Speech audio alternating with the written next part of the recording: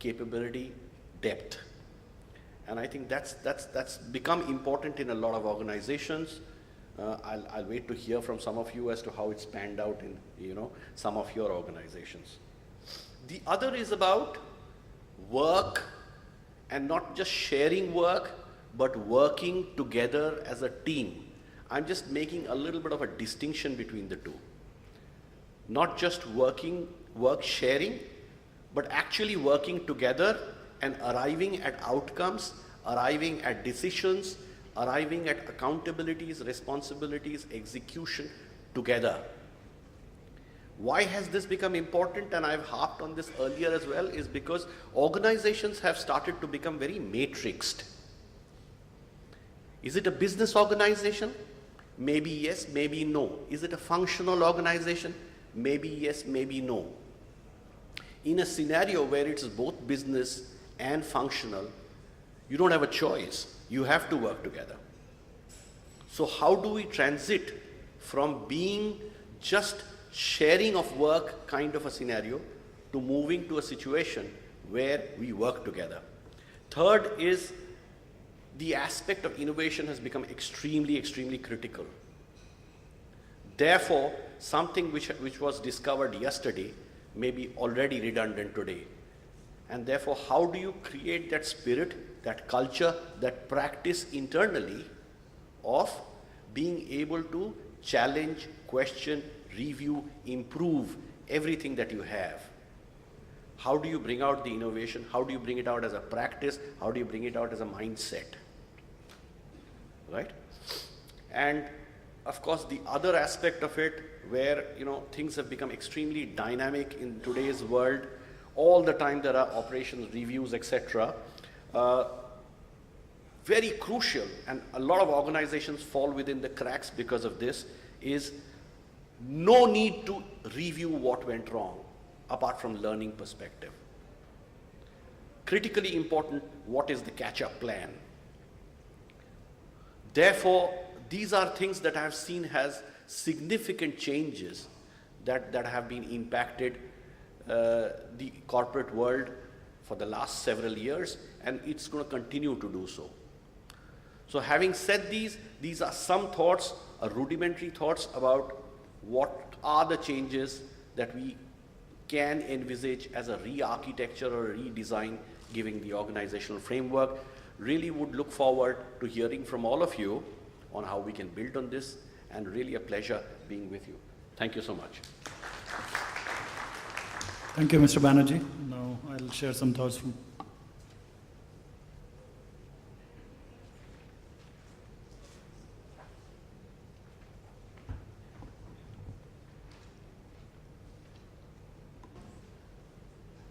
Till the technology, I hope the drives work.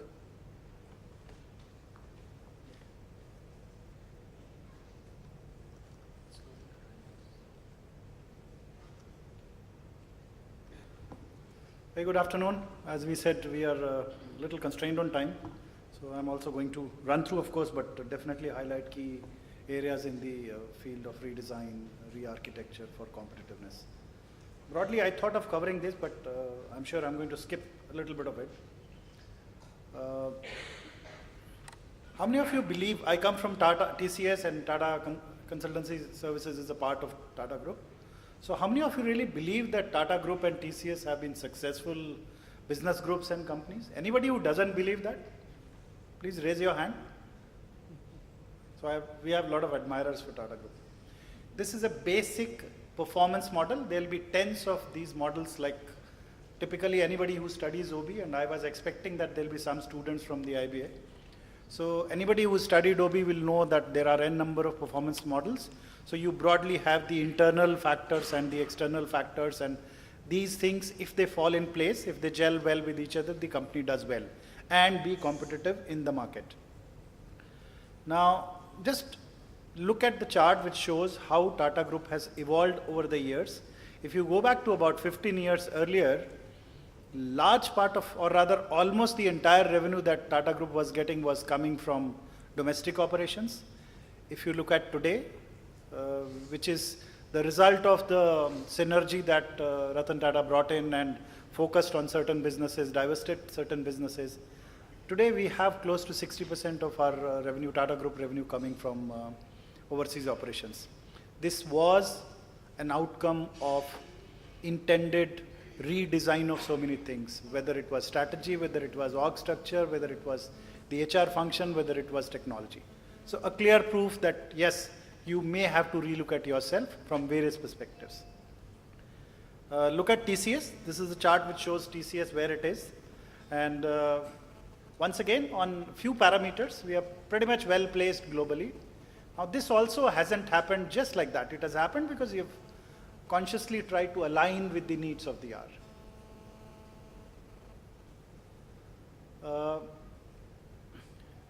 A compounded annual growth rate of approximately 29% starting, let's say, 98 to 2012. I'm sure nobody will say that this is not good, this is very good.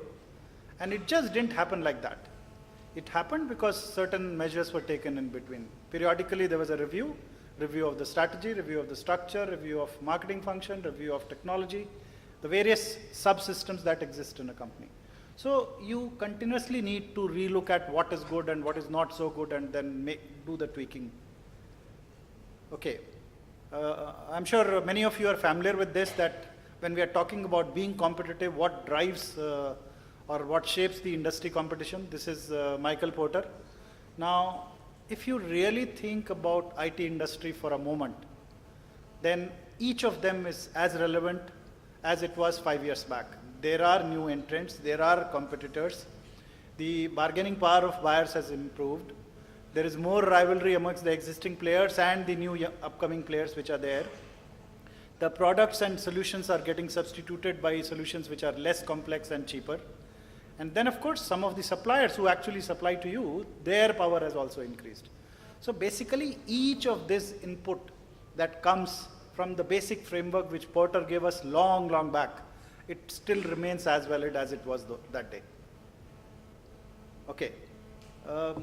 Again, because I am still an OB student, so all those who are related to organizational behavior will know that these were the traditional triggers for restructuring. You know, when you have things like there is a performance pressure, then resource utilization is not good and all that stuff, and similarly changes in the external environment, you were actually due for restructuring.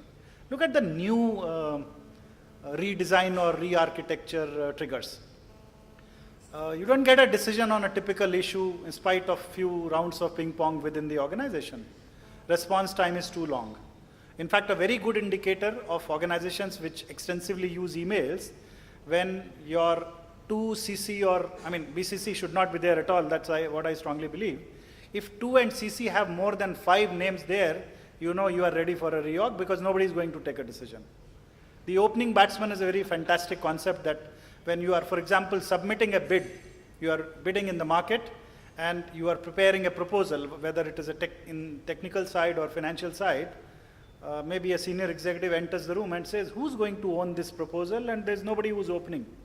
Everybody says, I'm part of the team and I'm a 12th man. Now that's again a situation where the organization is ready for redesign, re-architecture. Multiple interfaces to the customer. Then the corporate ping pong, which is such a favorite game in a lot of companies. Authority and responsibility, accountability linkage getting lost over a period of time. Matrix structure was a good thought process when it came first, but now it is matrix of a matrix. So you really don't know. That also triggers restructuring. Then of course, if you have a strategic overhaul. Another situation where you actually are ready for redesign. I'm not going to read it. I think people at the back may find it difficult to read, but another situation where we are ready for redesign. Maybe another one. It took us 5 days to figure out how to finish our project 2 days early. That's why we are 3 days late. Now that's also a situation where you are ready for redesign. Coming to a little bit of serious stuff, maybe I'll spend about a minute on this slide. I joined TCS about 16 years back and I've seen the company growing from various operating models to newer operating models. Earlier there was a concept of line of business, line of technology. I'm talking about mid-90s and early 2000. Then this gave way to industry practices and service practices. Now we have business groups which contain various industry solution units. The focus has been that at the heart of everything, you have the customer at the center, and everything gets driven by what the customer wants. So maybe I'll skip this. If customer is at the top, you need the industry expertise. You need a range of services to kind of satisfy the client's various needs. And then you need a model which can deliver global services across the globe. And services with the same quality, similar set of processes, the same level of certainty. That's why our tagline is experience certainty. And then you need to continuously innovate because the world needs it. So with this kind of stuff, we have been able to focus. And let me quickly skip that. Hardly anybody who's a serious student of OB or management will believe that global network delivery model of TCS is one of the seriously innovative org structure mechanism. We have this is a trademark for us. We have our delivery centers of various sizes across the globe, and we are able to deliver quality services consistently 24/7, day after day, week after week, month after month, year after year. And the fact, in one of the slides I showed what is the percentage of our repeat business, which is close to 98%. So people who work with us, they definitely believe that TCS can deliver that. So this is a very interesting concept that TCS has evolved over the years. Now, what all this put together gives us? One, of course, it gives that the customer is at the center, and it gives us a single view of the customer. Second is, because it's a large organization, we are about 250,000 as on a recent date, it gives opportunities to people at different levels to really operate. Operate the way that unit demands, and then of course be ready to take up higher roles. And then of course the entire expertise that is required to deliver solutions to the clients that exists within one unit. So you are practically self-sufficient. Each of the business group head operates as a CEO, as a mini CEO with fair degree of autonomy. In fact, whatever is required, they have more autonomy than they can. The corporate mandate will be there in few areas. This is the broad strategy that you will follow, and these are the levers that you will use to grow, and growth of course is the key and most important driver. There was a small film, but I'll skip that because we are clearly short of time. So that's all that I wanted to share on redesign and re-architecture. Thank you very much.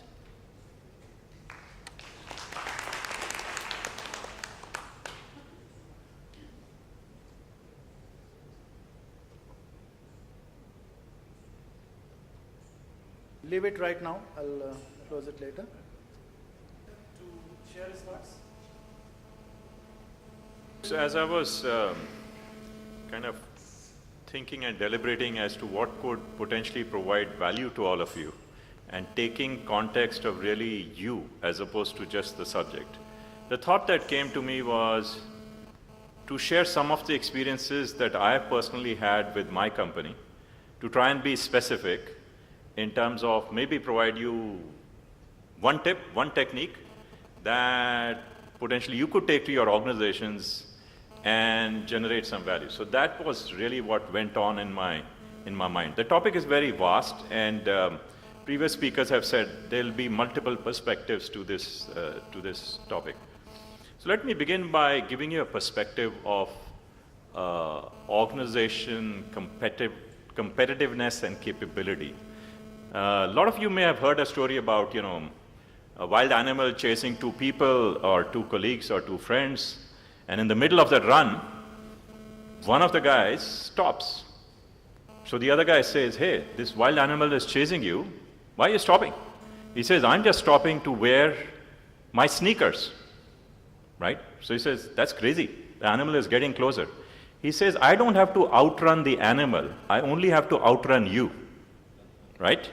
So it's a good example of you understanding that the game is very competitive. It's not about the animal, it's about outrunning your competition. And the sneakers to me symbolizes organization capability. You have to be capable. So as you start looking at an outside-in perspective, and when I say outside, let me spell out the outside. I think both the speakers have talked about the context of the business. So look at your industries and look at your products or your services, right? And think and imagine, do you believe you're in a growth mode? Are you in a mature mode? Or are you in a declining mode? All the three things happen on your products or services, right? And then put the context of the GDP, put the overall context of the state of economy.